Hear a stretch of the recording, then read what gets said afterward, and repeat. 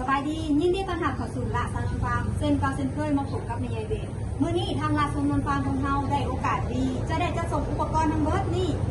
ไปที่โพนสีไข่นครปากเซนั่นเองพี่น้องส่วนในตัวอุปกรณ์นั้นจะมีอย่างจะให้พี่น้องมาดูกันเลยส่วนในตัวอุปกรณ์เนาะพี่น้องจะได้ข้าวห้องก้นถังส่วนโต๊ะห้ามเขาจะแยกขายกับพี่น้องเด้อแยกก็ขายแบบนี้ก็คือไปกับพี่น้องสามารถประกอบกันได้เลยเด้อแบบนี้เด้อขายเด้อถอดออกถอดเขาได้ทั้งหมดที่ส่วนก็ต่อมาเนาะก็ต่อมาเราก็จะแยกไปหายพี่น้องคือว่าเอาไปเปิดน้ำตัวนี้เด้อเขาจะแยกหายเป็นสิ้นส่วนแบบนี้ไปหายหน้าที่พี่น้องไปเป็นเพียงแต่ประกอบเขาพี่น้องอันนี้มันมุนเขามุนออกได้เด้อนี่เขากลับมาซบของมูนี้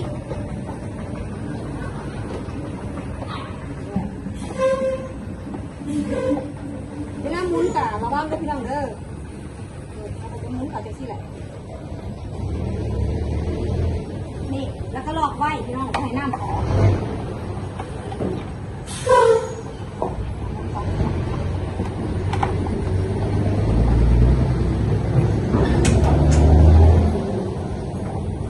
นี่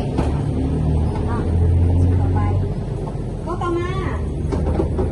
ก็จะเป็นถังพี่น้องเป็นถังอะไรจะเป็นถังเก่าเด้อแต่ว่าโต๊ะที่เขาจะส่งให้พี่น้องเป็นตัวใหม่พี่น้องนี่โต๊ะต่อมาก็จะเป็นไดน้ำพี่น้องไดน้ำที่เขาแยกชิ้นส่วนแบบคือเก่านี่อันนี้คือเกาะส่งคอส่งน้ำพี่น้องคอส่งน้ำไปกับมันก่อนดูสิแบบ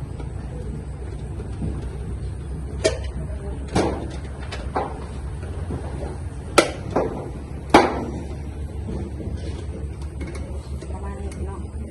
เขาก็เอามาประกอบสิครับอ่างน้ำเฮาแบบนี้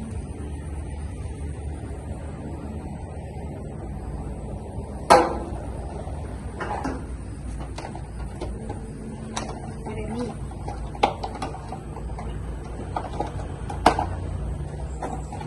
เนาะก็ต่อมาก็จะเป็นกระซามปิดปากถังพี่น้องเขาก็จะใส่ไปที่ไหนตัวต่อมาเป็นใจกลางหลักพี่น้องจะเป็นท่ามือส่วนท่ามือเขาจะตั้งเวลาไปหายเป็นทีเยี่ยมห้อยตอนนี้แม่ยายเบสจะทดลองไปอยู่ที่ตำแหน่งออนพี่น้องเอาไปนำใส่จริงหายใส่ตำแหน่งออโต้ด้วยพี่น้องเด้อมาดูกันเลย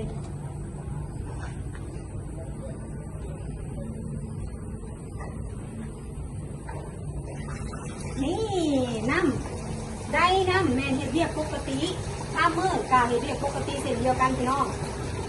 ในสูตรอุปกรณ์ชุดนี้เราจะเป็นสูตรเริ่มต้นสำหรับการปลูกถั่วงอกบ่เคยพูดเกี่ยวกับการปลูกถั่วงอก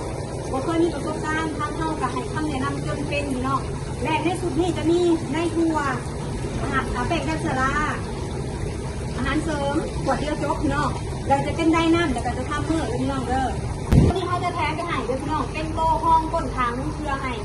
ทางพวกเขาเนี่ยระบายน้ำได้ดีและอันนี้จะเป็นโตเบรกน้ำพี่น้องใส่ในนี้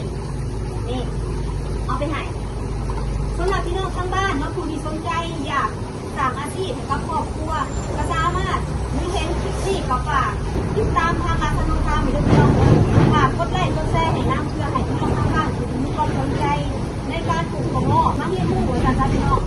สำหรับคลิปนี้ในเบสจะขอโตเป็นแพ็คอุปกรณ์เพื่อจะส่งก่อนมื้อนี้ทาง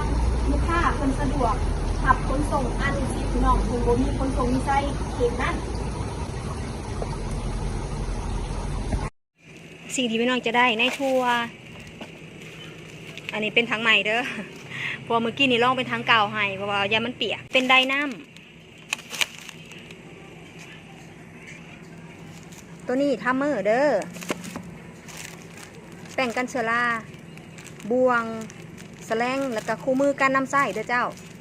คันบอกเข้าใจจังทำกันตืมอันนี้จะเป็นอาหารเสริมเด้อขวดเดียวจบตัวต่อมาก็จะเป็นกรอกระบายน้ำไว้ในถังห้องน้ำเด้อไว้ใส่ในถังห้องน้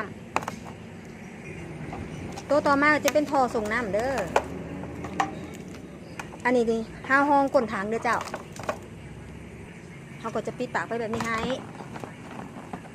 แต่ว่าจะมีกระดาษเนาะใส่เบรกไว้อยู่เด้อเจ้าเด้อจะปิดแบบนี้ให้เลยปิดไปแบบนี้ให้ประมาณนี้ อันนี้จะเป็นอุปกรณ์ปลูกถั่วงอกแบบระบบน้ำบนอัตโนมัติ